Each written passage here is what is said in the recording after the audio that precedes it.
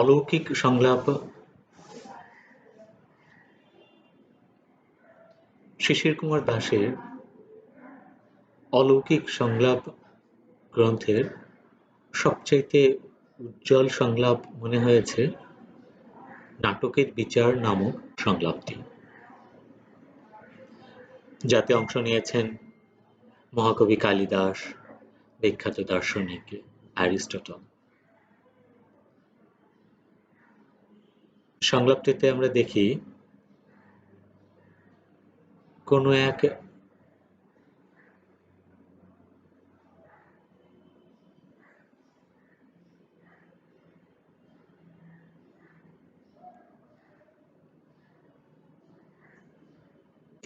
নাট্য বিচার সভায় বিচারক হিসেবে এসছেন অ্যারিস্টটল।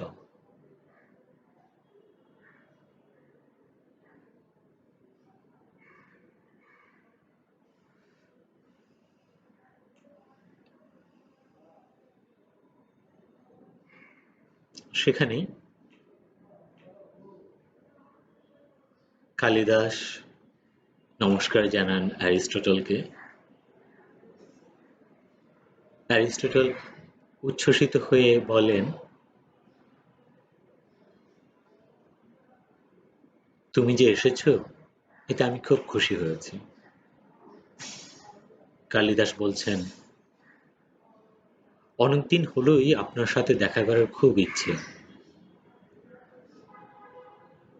অ্যারিস্টটল বলেন, তাহলে এতদিন আসোনি কেন?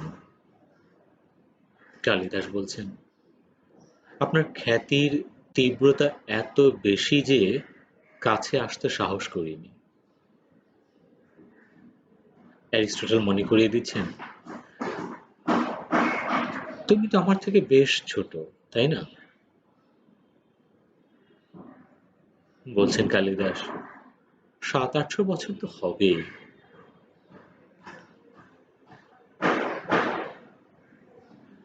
অ্যারিস্টটল বলছেন,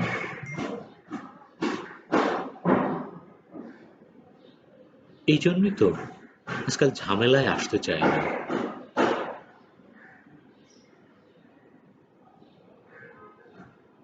কালিদাস বলছেন, ঝামেলা বলছে নাকি?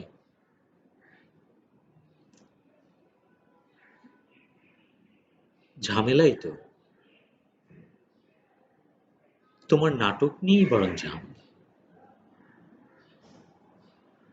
তোমার অভিজ্ঞান শকুন্তলম নাটকটাই আমাকে আজ ঝামেলায় ফেলে দিয়েছে। এই নাটকটিকে আজ আমি পুরস্কৃত করতে পারছি না বলেই তোমাকে ডেকেছি। কালিদাস বলছেন, সিদ্ধান্ত যখন নিয়েই ফেলেছেন তখন এই নিয়ে আলোচনা করেই বা কি লাভ? অ্যারিস্টটল বলছেন, তোমার নাটকটা পড়ে আমি বিচলিত বোধ করেছি। আমার সিদ্ধান্ত জানার বা সিদ্ধান্ত জানানোর আগে তোমার সাথে কথা বলে আমার সিদ্ধান্তটা বুঝে নেওয়ার চেষ্টা করছি।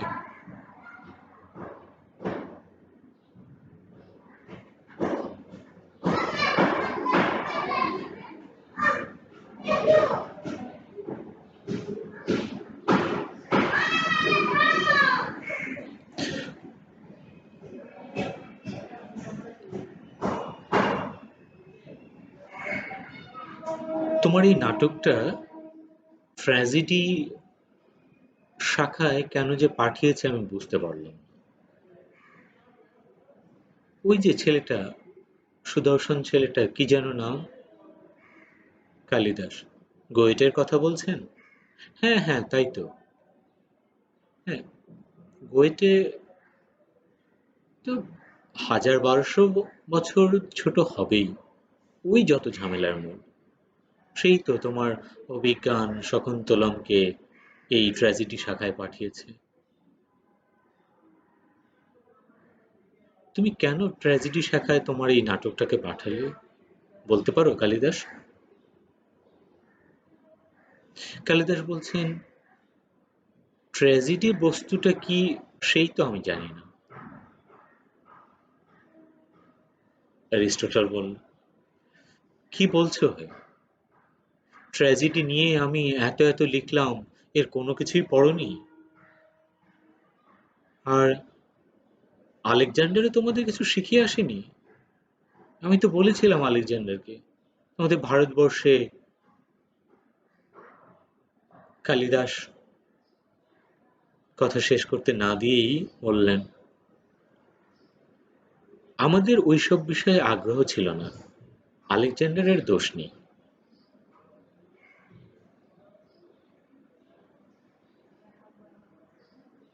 অ্যারিস্টটল ব্যাখ্যা করে বলছেন, ট্র্যাজেডি হলো সেই বস্তু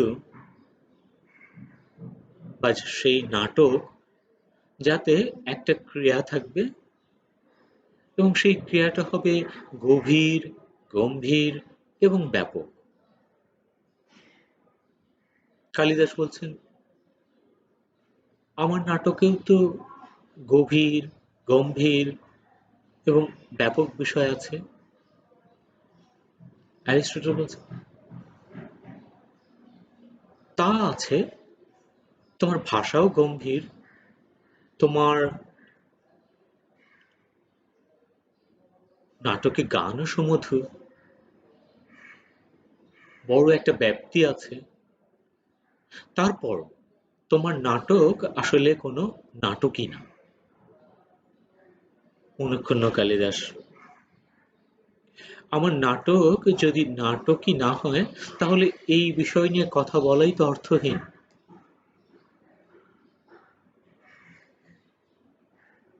অ্যারিস্টটল, অর্থহীন কিনা জানি না, তোমার নাটক আমাকে বিচলিত করেছে, আমাকে কখনো কখনো বিহ্বল করেছে।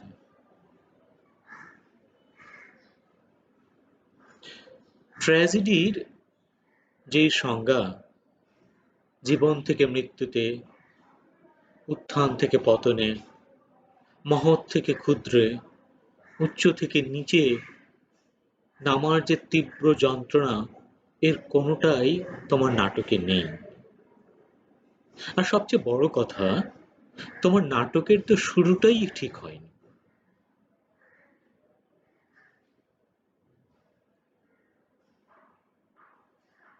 নাটকের শেষ যেখানে, সেটার বেলাও এই একই কথা।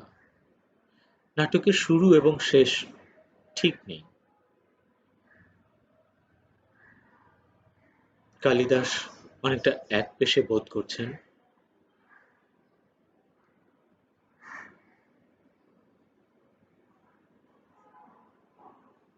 অ্যারিস্টটল বলে যাচ্ছেন, তোমার নাটকে প্রথম থেকে যে চতুর্থ অঙ্ক পর্যন্ত এর কোনো দরকারই ছিল না। সেই যে তপবন, শকুন্তলার সাথে তপবনের পারিপার্শ্বিক সম্পর্ক, হরিণের সাথে সম্পর্ক, বৃক্ষে জল সেঞ্চন, এই যে বিষয়, এসবের কোনো প্রয়োজনই ছিল না। তোমার নাটকের যথার্থ শুরু যদি বলতে হয় তো বলতে হবে পঞ্চম অঙ্কে,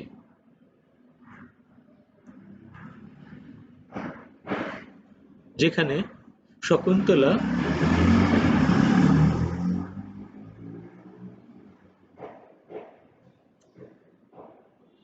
রাজা দুষ্মন্তের দরবারে এসেছেন,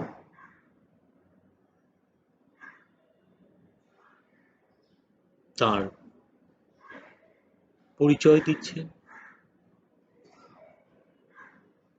তাদের প্রেমের কথা মনে করিয়ে দিচ্ছেন। কিন্তু রাজা সেই স্মৃতি সম্পূর্ণ ভুলে গেছেন, কিছুই মনে পড়ছে না তার। না মনে পড়ছে তপবন, না মনে পড়ছে শকুন্তলা, না তাদের প্রেম, বিয়ে, কোনো কিছুই মনে করতে পারছেন না। আবার একটা নারী এসে এই রকম দাবি করছেন, তার প্রতি মমতা হচ্ছে, কিন্তু শুধু একজনের কথায় তো রাজার সিদ্ধান্তে আসতে পারেন না। এই যে তার মধ্যে একটা দ্বন্দ্ব, নিজের স্মৃতিকে বিশ্বাস করে অস্বীকার করছে শকুন্তলাকে, আবার শকুন্তলার কথা, আবার ঋষিদের কথা, এ সব কিছুকে ফেলতে পারছেন না। এই যে দ্বান্দ্বিক পরিবেশ একটা নাটকের সূত্রপাত, এখানেই তোমার নাটকের যথার্থ শুরু হতে পারত। এরপর ধীর লয়ে তোমার নাটক এগুলে বরং যথার্থ নাটকের শুরু হতো।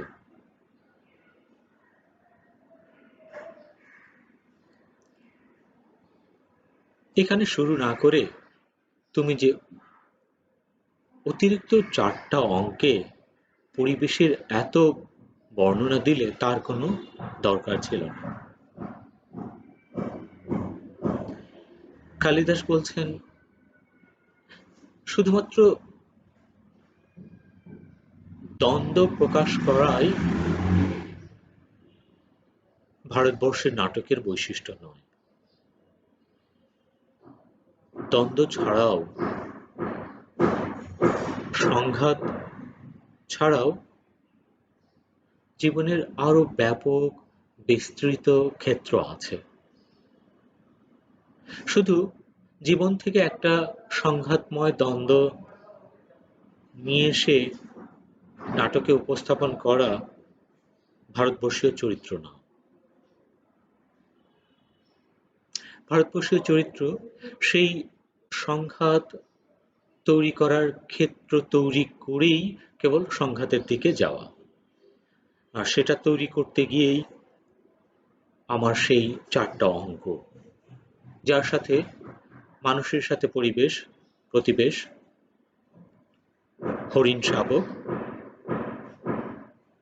উদ্ভিদ, অরণ্য, ঋষির আশ্রম, সবকিছুর সাথে সমন্বয়ের মধ্যে দিয়েই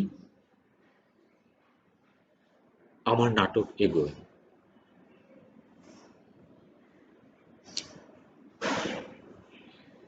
অ্যারিস্টটল বলছেন, কিন্তু ট্র্যাজেডি তো এটা না। ট্র্যাজেডি হতে গেলে সংঘাতের মুখোমুখি হতে হয়, দেবতার অভিশাপ দরকার। তোমাকে বলছি শোনো, আমাদের এখানে বিখ্যাত এক নাট্যকারের নাম সফোক্লিস। তার এক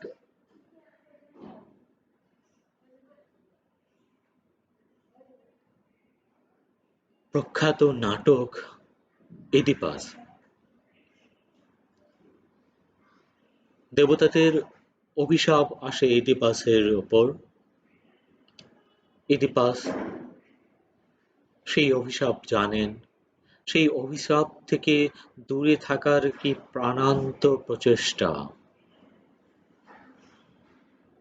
সেই অভিশাপ তাকে তাড়া করে ফিরছে সারা জীবন। সেই অভিশাপকে মিথ্যা করে দেওয়ার জন্যই ইডিপাসের সংগ্রাম। এই যে অভিশাপ এবং ব্যক্তির সেই অভিশাপকে খণ্ডন করার, দেবতাকে অস্বীকার করা, দেবতার আজ্ঞা, দেবতার অন্যায় অভিশাপকে চ্যালেঞ্জ করার যে প্রাণান্ত প্রচেষ্টা, এটাই একটা ট্র্যাজেডির মূল বিষয় হওয়া উচিত।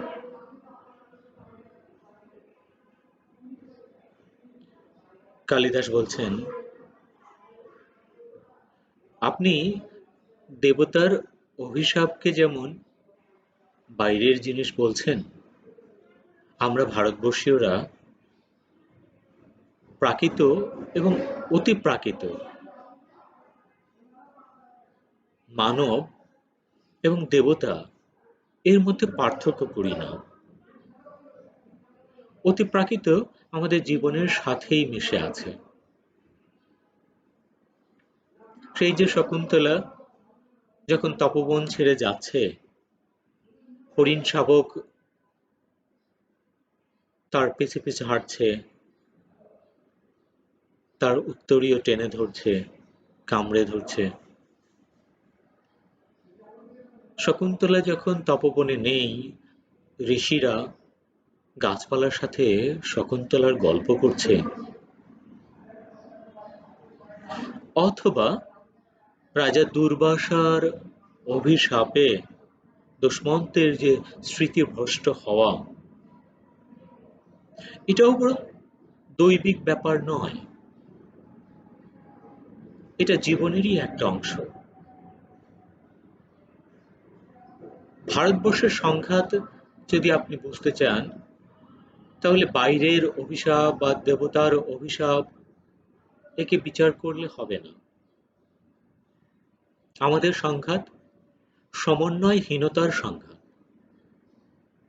সমন্বয়হীনতা হলো আমাদের কাজ, কর্ম এবং আমাদের চাওয়ার মধ্যে সমন্বয়হীনতা। তপোবনে শকুন্তলা দুষ্মন্তের প্রেমে পড়েন।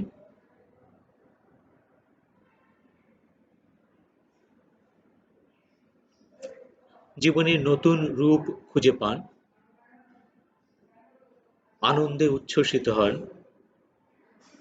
উদ্বেলিত দিন কাটাতে থাকেন। কিন্তু এই আনন্দ, উচ্ছ্বাস, প্রেম তার অন্য জীবন থেকে তাকে বিচ্যুত করে। তপোবনে তার যে সেই নিবিড় জীবন, অরণ্যের সাথে তার কথা, হরিণ শাবকের সাথে তার সময় কাটানো, সেই জীবন থেকে কোথায় যেন বিচ্যুতি ঘটে।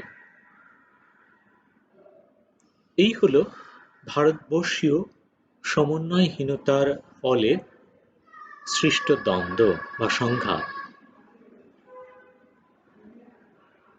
এইটা দেবতা দুর্বাসার অভিশাপকে খণ্ডন করার সংঘাত নয়, অস্বীকার করার সংঘাত নয়, বরং তা সব স্বীকার করে এগোনোরই ভারতবর্ষীয় রীতি। অ্যারিস্টটল বলছেন, তাহলে তো তোমরা জীবনের যে তীব্রতা, জীবনের যে চ্যালেঞ্জ, অস্বীকার করার যে শক্তি, বৃহৎকে নস্যাৎ করার যে দম্ভ, এর কোনো কিছুই তো নেই। জীবনের তীব্রতা তোমার নাটকে নেই। কালিদাস বলছেন, জীবনের তীব্রতাই সবকিছু নয়, তীব্রতার বাইরেও প্রবহমান একটা জীবন আছে। সেই জীবনে শুধু তীব্রতার সংঘাত নয়, আরো অসংখ্য সমন্বয়হীনতার সংঘাত আছে। তার মধ্যে দিয়েই আমাদের জীবন বিকশিত। অ্যারিস্টটল বলছেন,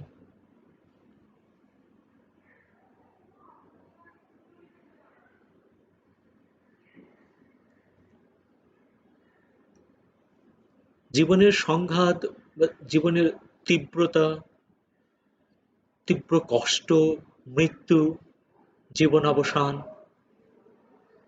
এসব আমাদের ভিতর এক ধরনের তীব্রতার, এক ধরনের তীব্র অনুভূতির জন্ম দেয়। সেই তীব্রতা থেকে আমাদের প্রতিবাদ, আমাদের অস্বীকার, আমাদের যাবতীয় প্রচেষ্টা। জীবন একটাই, এক জীবন শেষ হয়ে গেলে আর জীবন পাওয়া যাবে না। অতএব যা করতে হবে এ জীবনেই করতে হবে। এই জন্য জীবনের প্রতি এত মায়া, এত জীবনের প্রতি দরদ। বেঁচে থাকার এত আনন্দ, তাই আমরা মরতে চাই না, তাই আমরা পতনকে ভয় পাই। তাই রাজা ইদিপাস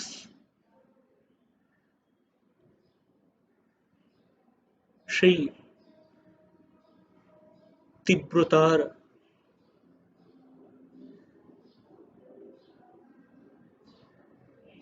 তাই আমরা মরণকে ভয় পাই। সেই মরণ জয় করার জন্যই আমাদের যাবতীয় সংগ্রাম। সেই সংগ্রামে ব্যর্থ হলেও সে মহানায়ক। কালিদাস বলছেন, আমরা মনে করি জীবন শেষ হলেই জীবন সব শেষ নয়। জীবন এক প্রবহমান বিষয়। এক সমাপ্তি অন্য উৎপত্তির জন্ম দেয়। আমরা মনে করি না এই জীবন এর সমাপ্তি মানেই সবকিছু শেষ। জীবনের এই সমাপ্তি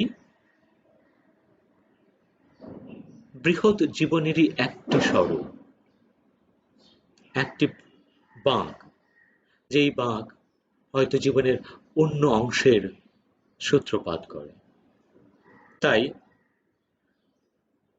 মৃত্যুকে আমাদের অতটা ভয় নেই। মৃত্যুটা আমাদের কাছে স্থান পরিবর্তনের একটা সূত্রপাত। তাই আপনাদের জীবন যেভাবে নাড়া দেয়, মৃত্যু যেভাবে আপনাদের ভীত করে, এবং সেই ভীতি থেকে যে সংগ্রাম, জীবনকে উপভোগ করার যে প্রাণান্ত চেষ্টা, ততটা তীব্রতা আমাদের হয়তো নাই। আমরা জীবনকে উপভোগ করি জীবনের শুরু থেকে শেষ পর্যন্ত, এমনকি জীবনের বিলুপ্তিতেও আমাদের সেই উপভোগের, সেই আনন্দের, জীবনের সেই মহত্বের রেশটা আমাদের কাছ থেকে যায় না। তাই আমাদের তীব্র একক সংঘাত নয়, জীবনের অসংখ্য ছোট বড় সংঘাতের মধ্যে দিয়েই আমরা এগোই। আমরা সংগ্রাম করি, আমরা অন্যায়ের বিরুদ্ধে লড়ি, আমরা দেবতার অভিশাপকে লঙ্ঘন করতে হবে সেই রকম না ভেবে দেবতার অভিশাপকে নিয়েই সেই জীবনকে উতরে দিতে চাই। এর জন্যই হয়তো আপনি আমার নাটককে ট্র্যাজেডির পর্যায়ে ফেলছেন না। অ্যারিস্টটল বলছেন, হ্যাঁ, তোমার নাটক ট্র্যাজেডি তো নয়ই, তোমার নাটক হয়তো কোনো নাটকই নয়। কালিদাস মনে করিয়ে দিচ্ছেন, যদি আপনি মনে করেন আমার নাটক কোনো নাটকই না, তাহলে কেনই বা এই নাটককে বিচার করতে বসা, কেনই বা আমার সাথে এই সংলাপ? অ্যারিস্টটল বলছেন,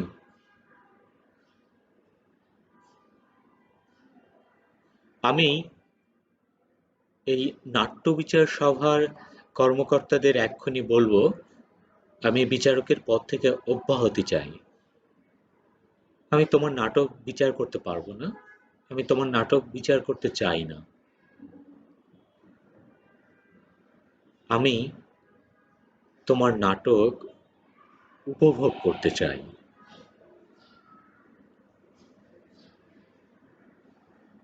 এভাবেই শেষ হয় দুই বিখ্যাত ব্যক্তিত্বের অলৌকিক সংলাপ, যার মধ্যে দিয়ে আমরা দুই সংস্কৃতির সাহিত্য চিন্তা, নাট্যতত্ত্ব এবং জীবন উপলব্ধির বিভিন্ন উপকরণ